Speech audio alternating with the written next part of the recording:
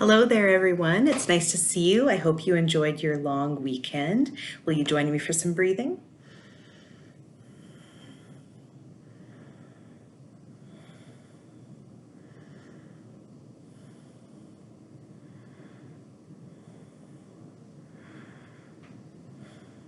Before I get started, today's going to be a little bit different. I'm only going to be showing one video today. It's going to be a little bit longer, and it's going to encompass all of the different things that I'm going to be talking about in the next little while. So that's enough to get us started here. Today is Tuesday, May 19th, 2020. Let's move on to the word of the day. So today's word begins with the letter F. Again, do not start at the top like a T or you're going to end up with an extra tail. Curve down, folks, just like this. Now remember, F is tall. Next letters are short. A, C, T, I, O, N, S. Now if you remember, T-I-O-N makes a shun sound. So when we get to that part and we're sounding it out, make sure you say it that way. Fractions. Fractions. So we are beginning a fractions unit in math. Now, today I'm going to be combining the idea of fractions with our new writing unit, which is giving instructions. Now, one thing that I had really hoped to do with you guys at school is a baking class and show you how I make the muffins that you like so much. Well, we didn't get to do that, but that doesn't mean we can't still do it in some way. So I'm going to make muffins today, and we're going to use fractions and following instructions in order to do that. So I'm going to pause the video and get set up, and I hope you'll join me. So welcome to my kitchen. This is what it looks like in case you were ever curious. Now I'm going to be putting the instructions here. And one instruction that isn't part of the recipe, because it's what you always do when you're cooking, is you need to wash your hands first. You don't want to put any germs in your food. And those of us with long hair, put it back so that you don't get any hair in your food. Nobody wants to be eating one of your goodies and come out with a long hair. So don't forget when you're washing your hands, you gotta use soap. Gotta work up a lather. You want to get between your fingers, the backs of your hands, and get your nails. You want to get your wrists, and you want to get your thumbs.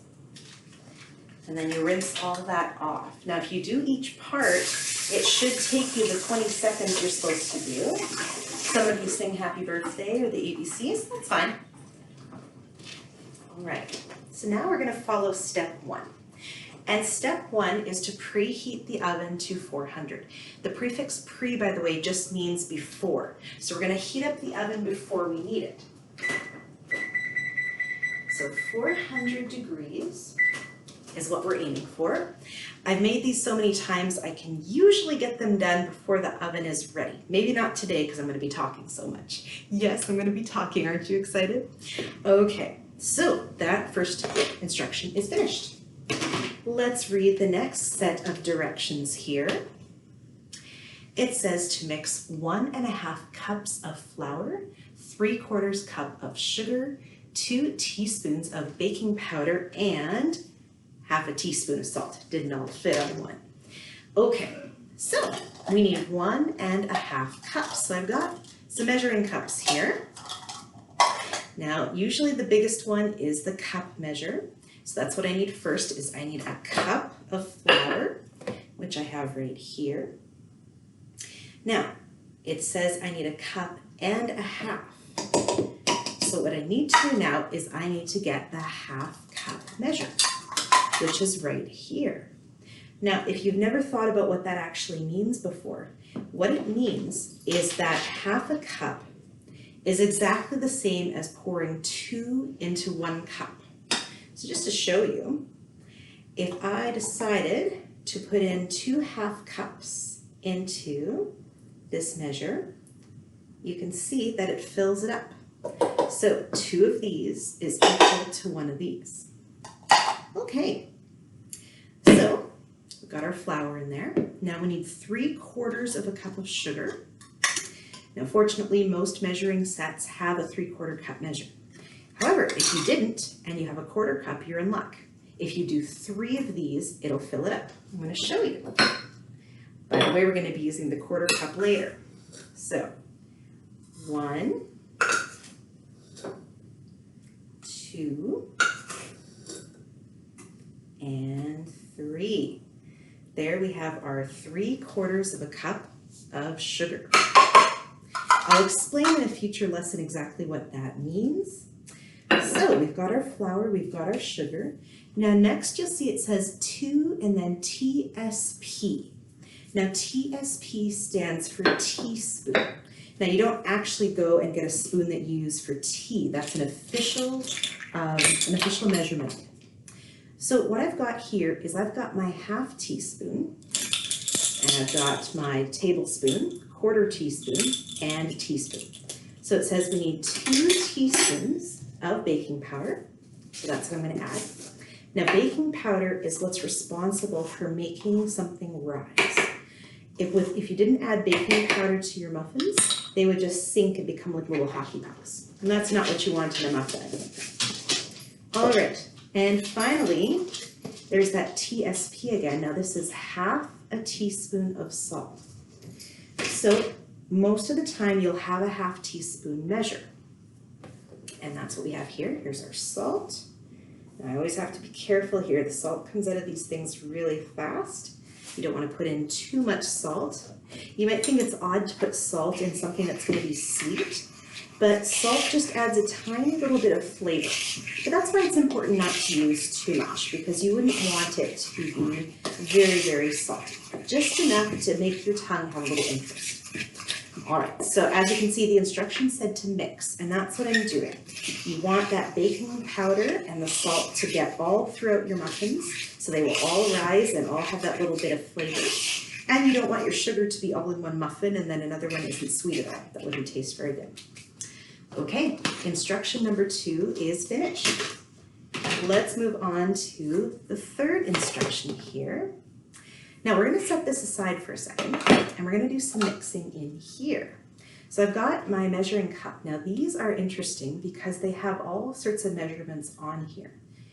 Over here you'll see there's 1/4, 1/2, 3/4, and then 1 full cup.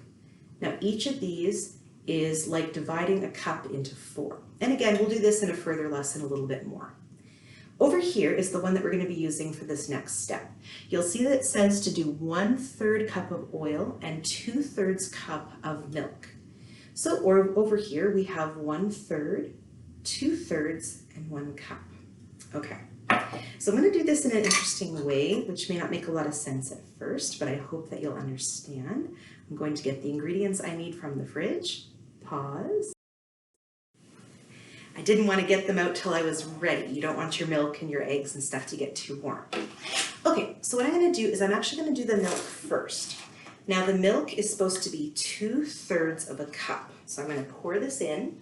You get a more accurate reading if you lean down and look at it from the side. Then you'll see if it's right up to the little line. There we go. Now it also says to add 1/3 of a cup of oil. Most measuring cups, you'll have a 1/3 cup. And I'm going to show you what happens here is we're going to pour in 1/3 cup of oil, a little bit more.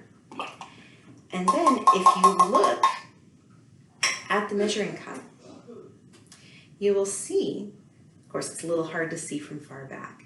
So you will see though that 1/3 of a cup plus 2/3 of a cup makes a whole cup. Because when you're talking about thirds of cups, you've divided it into 3s. And again, that'll be better explained in a future lesson. So just keep that in the back of your mind. We'll talk about it another day. So it says to add that, and then it says to add an egg, which I've got right here. Careful cracking eggs, don't get the shells in there, nobody likes that. A couple times, carefully stick your thumbs in and gently pull it apart. If you're careful, you shouldn't get any shells in there. And try not to drop it in there like I just did. Okay.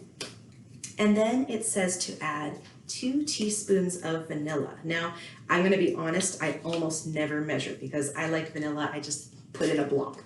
But let's be precise today. So we'll add some vanilla. Vanilla's optional. The muffins will turn out just fine without it. It's just got a nice flavor. So if you want a little bit of extra flavor, kind of like adding the salt in there, it'll just give it a nice little extra bit of something.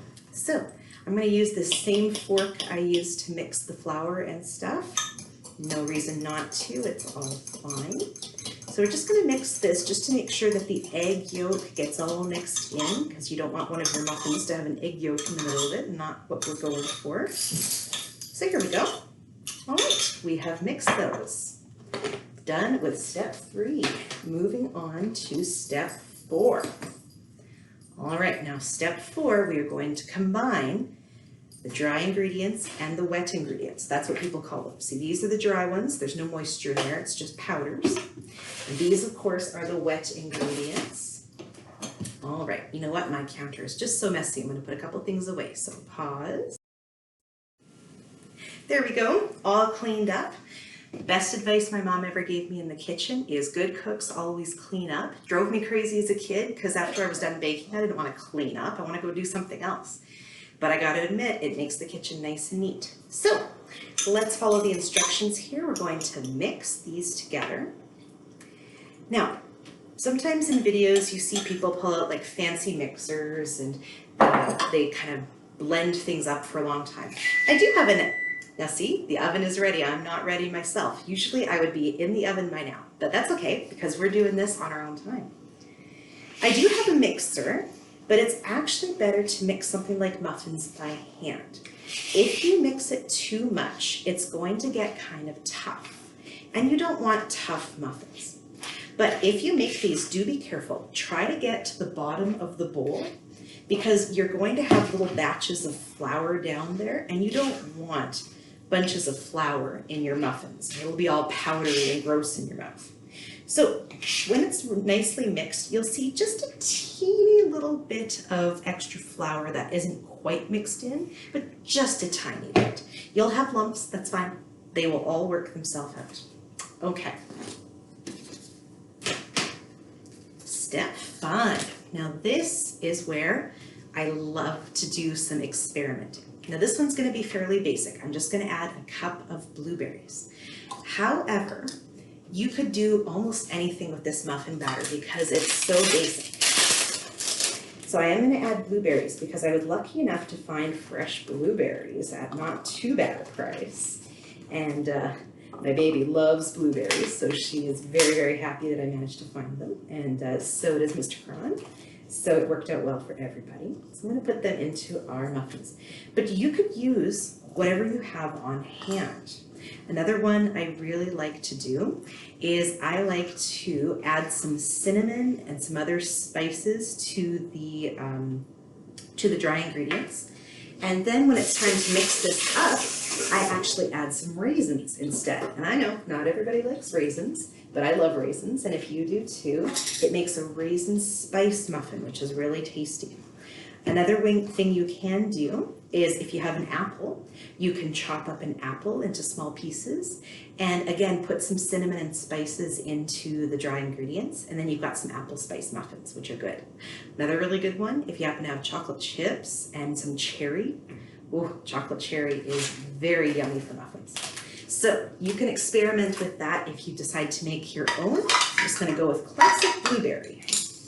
Okay. So we're done this step, and I'll just drop it with my butter fingers.